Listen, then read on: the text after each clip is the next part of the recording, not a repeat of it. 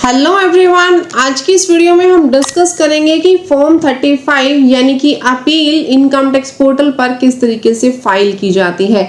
Income tax portal पर appeal file करने के लिए सबसे पहले आपको इनकम टैक्स पोर्टल पर लॉगिन करना होगा। लॉगिन करने के बाद हम लोग जाएंगे ई फाइल पे, इनकम टैक्स फॉर्म्स पे, then file income tax forms पे आपको क्लिक करना है।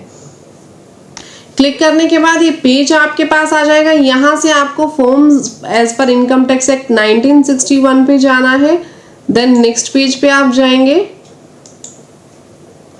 यहाँ पे आपको अपील्स का फॉर्म मिल जाएगा, फॉर्म 35। अब अगर आप लोगों के माइंड में ये क्वेश्चन है कि मैम अब तो नया एक्ट आ चुका है, इनकम टैक्स एक्ट 2025, तो आप 1961 पे क्यों जा रहे हो? क्योंकि अभी जो नोटिसेज आ रहे हैं वो पिछले सालों के आ रहे हैं और पहले हमारे पास कौन सा एक्ट होता था, 1961। तो नोटिसेज अभी इसी एक्ट के अंदर आप लोगों के पास आएंगे। तो यहीं पे आप लोगों को पुराना फॉर्म 35 ही फाइल करना है। फाइल नाउ पे आप क्लिक करेंगे। यहाँ पे आपको ईयर टाइप सिलेक्ट करना है। असेसमेंट ईयर आप अपना सिलेक्ट करेंगे।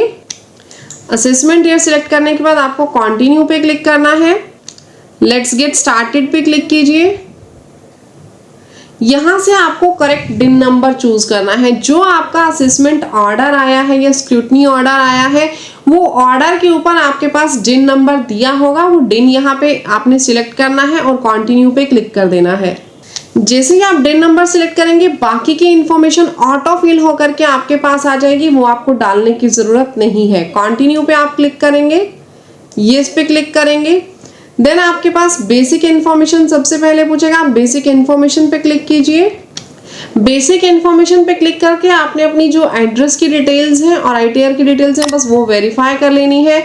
यहाँ पे आपको सेकंड ऑप्शन पे क्लिक करना है, order against which appeal is filed.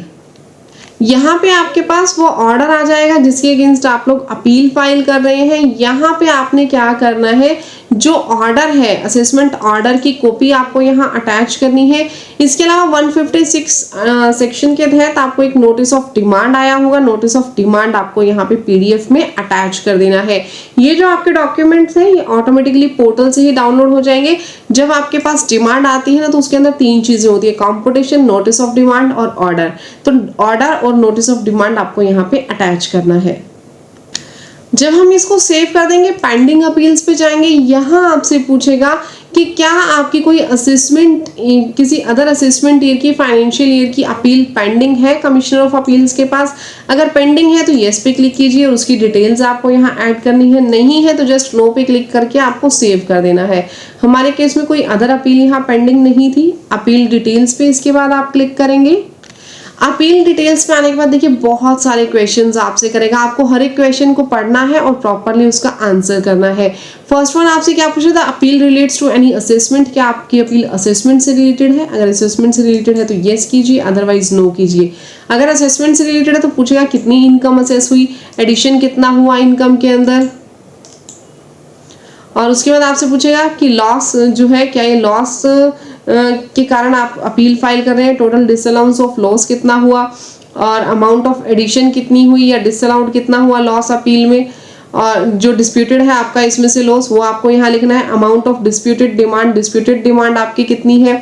Then appeal किसी पेनल्टी से रिलेटेड है तो वो ऑटोमेटिकली नो आ गया क्योंकि हमने असेसमेंट में यस लिखा था। Whether the assessment penalty order was passed by the assessing officer, क्या ये assessing officer of central circle ने पास किया है, yes और no पे क्लिक करना है। और whether the assessment penalty involves additions, variations in income made on the basis of seized or impound material, क्या आपका कोई मटेरियल जो था वो सीज या इम्पाउंड हुआ है, इस वजह से आपके पास ये अपील आई है। Whether the assessment penalty order is completed in pursuance of search under section 132 या फिर requisition under section 132A of income tax act 1961। अगर आपके ऊपर कोई सर्च की एक्टिविटीज हुई थी या रिक्विजिशन की एक्टिविटी हुई थी, उस वजह से आपका असेसमेंट या पेनल्टी ऑर्डर आया है, तो यस या नो बताएं। कोई सर्वे हुआ है 133A का, इस वजह से आया, तो यस नो बताएं आप यहाँ पे। इंटरनेशनल टैक्सेशन का कोई ऑफिसर है जिसने ये ऑर्डर पास किया हो, तो यहाँ पे आपको बताना है। अगर असेसमेंट ऑर्डर या पेनल्टी ऑर्डर में कोई आर्म लेंथ प्राइस का इशू है इंटरनेशनल टैक्सेशन के मैटर के रिगार्डिंग, तो वो आपको बताना है। क्या आपका ऑर्डर टीडीएस अथॉरिटी ने पास किया है, ये यस या नो आपने बताना है। तो ये सारे क्वेश्चंस के आंसर बड़े ध्यान से पढ़ के आपने देने हैं और देन सेव पे क्लिक करना है। इसके बाद आपको डिटेल्स ऑफ टैक्स पेड पे जाना है। अब यहाँ पर आपसे कुछ एक क्वेश्चन पूछेगा, क्या आपने रिटर्न फाइल कर दी थी, क्या अपीलेंट ने रिटर्न फाइल की उस असेसमेंट ईयर की जिसका आप यहाँ पे अपील फाइल कर रहे हैं। और अगर यहाँ पे आपने रिटर्न फाइल की थी तो जो आपका टैक्स बनता था क्या आपने वो कम्प्लीटली पे कर दिया, आपको यहाँ पे यस करना है। अगर नहीं पे किया है तो आप नो कर दीजिएगा। क्लियर। अगर रिटर्न ही फाइल नहीं की थी तो यहाँ पे आपको यस करना है।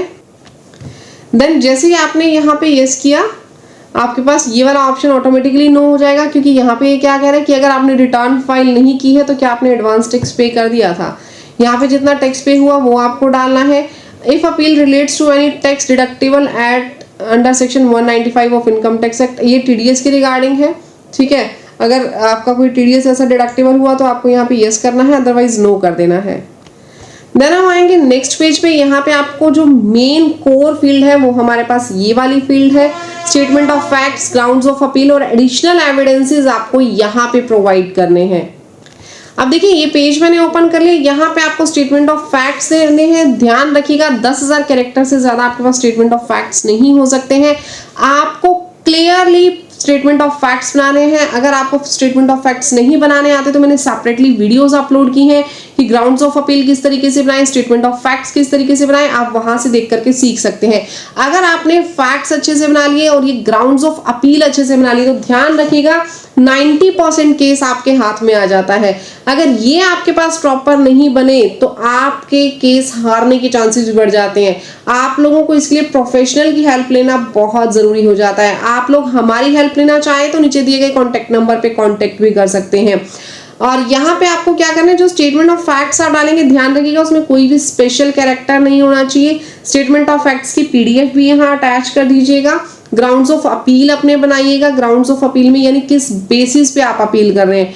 यहाँ पे ग्राउंड्स ऑफ अपील में ध्यान रखना है, आपको रेलेवेंट सेक्शन नंबर भी डालना है कि किस सेक्शन नंबर के तहत आप लोग यहाँ पे ग्राउंड्स ऑफ अपील डाल रहे हैं, उसमें कितनी अमाउंट इन्वॉल्व है, यानी एक पर्टिकुलर जो आपका ग्राउंड ऑफ अपील है उसमें कितना टैक्स मैटर यहाँ पे इन्वॉल्व हो रहा है ये आपको डालना है। Whether ground of appeal contested earlier और ऑलरेडी डिसाइडेड, क्या ये ground of appeal already decide हो चुका है या नहीं, तो ये भी आपको यहाँ पे डालना होगा। क्लियर। ये सारा आपने डालने के बाद ऐड कर देना है। एक से ज्यादा ग्राउंड ऑफ अपील भी आप यहाँ पे डाल सकते हैं, जरूरी नहीं कि एक ही आपको डालना है। जितने ग्राउंड्स ऑफ अपील आप रेलेवेंट सेक्शन के साथ डालते जाएंगे वो यहाँ पे ऐड होते चले जाएंगे। अगर आपके पास कोई लिस्ट है डॉक्यूमेंट्री एविडेंसेस की जिसके ऊपर रिलाई किया जा सकता है तो वो आपको यहाँ पे अटैच करनी है। Whether any documentary evidence other than the evidence produced before the course of proceedings before the income tax authority, अगर आपने जो इनकम टैक्स अथॉरिटी है उसके सामने ऑलरेडी एविडेंसेस दे दिए हैं बहुत अच्छी बात है, बट अगर क्या उनसे अलग भी कोई एविडेंसेस है, अगर है तो यस कीजिए, उनकी डिटेल्स यहाँ पे प्रोवाइड कीजिए। अगर कोई ऐसे एविडेंसेस है ही नहीं यानी ऑलरेडी सारे एविडेंसेस एओ को दे चुके थे, अलग से कोई एविडेंस नहीं है, तो यहाँ पे जस्ट आपको नो करना है और सेव के बटन पे क्लिक कर देना है। देन आपको अपील फाइलिंग डिटेल्स पे जाना है। अब यहाँ पे बहुत इंपॉर्टेंट पॉइंट आता है, यहाँ ऑटो सिलेक्ट कर लेगा कि आपकी अपील डिले फाइल हुई है या नहीं हुई है।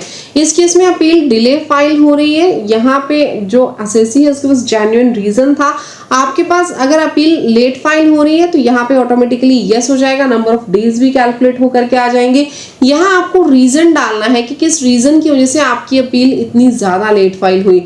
यहाँ पे आपको वो ग्राउंड्स बना करके डालने हैं और यहाँ आपको एक कॉन्डोनेशन लेटर भी अटैच करना है बिल्कुल रिक्वेस्टिंग मोड में, और यहाँ पे आपको उसका सॉलिड रीजन और प्रूफ भी बताना पड़ेगा कि किस लिए आपकी जो अपील है वो लेट फाइल हुई है। तो यहाँ पे आपको ये रीजंस डालने के बाद डिटेल फीस की यहाँ एंटर करनी है। आपको जो अपील की फीस है वो यहाँ पे BSR code, date of payment और अमाउंट ऐड करके यहाँ ऐड के बटन पे क्लिक करना है। देन आपको यहाँ सेव के बटन पे क्लिक कर देना है। जैसे आपने सारी डिटेल सबमिट कर दी, आपका फॉर्म जो है वो वेरिफिकेशन के लिए रेडी है। आपको कंप्लीटली वेरीफाई करके इस फॉर्म को सबमिट कर देना है। तो गाइज आप लोग खुद से भी चाहें तो खुद से भी फाइल कर सकते हैं, लेकिन ध्यान रखिएगा जैसे मैंने आप लोगों को बताया कि फैक्ट्स और ग्राउंड्स ऑफ अपील में बहुत सारी चीजें मैटर करती हैं, तो आप लोगों को प्रोफेशनल की हेल्प ले लेनी चाहिए। अगर आप लोग हमारी हेल्प लेना चाहते हैं, हमसे प्रोफेशनल सर्विसेज लेना चाहते हैं, तो नीचे दिए गए कॉन्टैक्ट नंबर पे कॉन्टैक्ट कीजिए। अगर आप लोग सीखना चाहते हैं फैक्ट्स ऑफ द केस बनाना, ग्राउंड्स ऑफ अपील बनाना, तो मैंने सेपरेटली वीडियोस भी अपलोड की हैं, आप वहां जाकर के देख सकते हैं। मैं नीचे डिस्क्रिप्शन बॉक्स में उसका लिंक भी दे दूंगी। गाइज अगर वीडियो अच्छी लगी तो वीडियो को लाइक, चैनल को सब्सक्राइब जरूर कीजिएगा। मिलते हैं नेक्स्ट वीडियो में इससे भी अच्छी इन्फॉर्मेशन के साथ। अगर आप चाहते हैं कि मैं किसी स्पेसिफिक टॉपिक पे आप लोगों के लिए वीडियो बनाऊं तो मुझे कमेंट सेक्शन में जरूर बताइएगा, और ये वीडियो ज्यादा से ज्यादा अपने दोस्तों के साथ भी शेयर कीजिएगा ताकि उनको भी ये इंपॉर्टेंट इन्फॉर्मेशन टाइमली बेसिस पे मिल सके। तो मिलते हैं गाइज नेक्स्ट वीडियो में, तब तक के लिए thank you, bye bye, take care everyone, जय हिंद।